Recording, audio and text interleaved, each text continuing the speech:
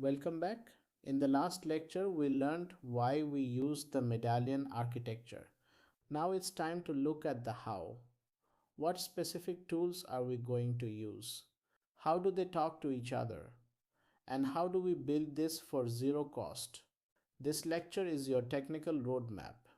We are going to map out the exact flow of data and code, so you have a mental picture of the entire system before we build the first piece.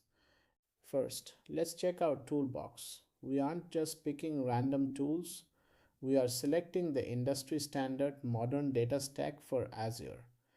Our source is the Dubai Land Department, providing us with massive gigabyte scale CSV files of real estate transactions. To process this, we use Azure Databricks, powered by Apache Spark. This is the Ferrari of big data processing. For storage, we use Delta Lake, which gives us that reliability we discussed earlier.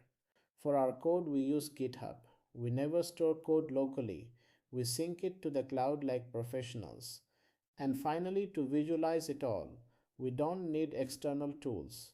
We will use Databricks native dashboards to build our reports directly next to our data.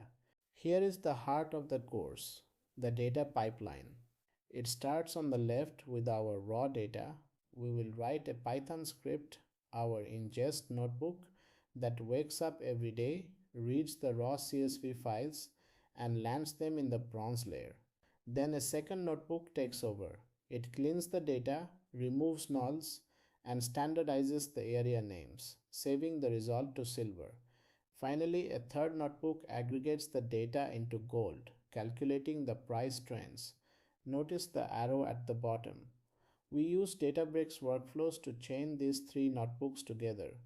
If the bronze step fails, the silver step never runs.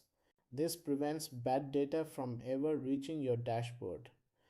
Now, a critical distinction: code is not data.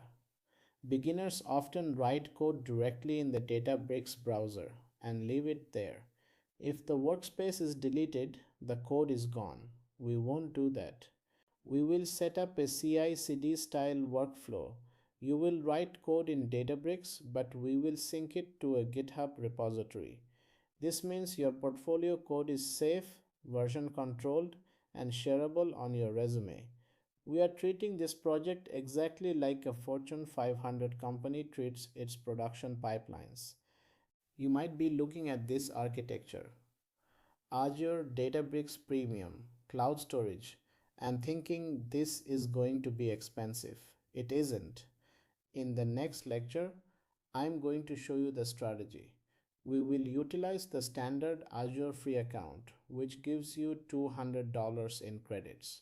But more importantly, I will teach you how to configure auto termination on your clusters.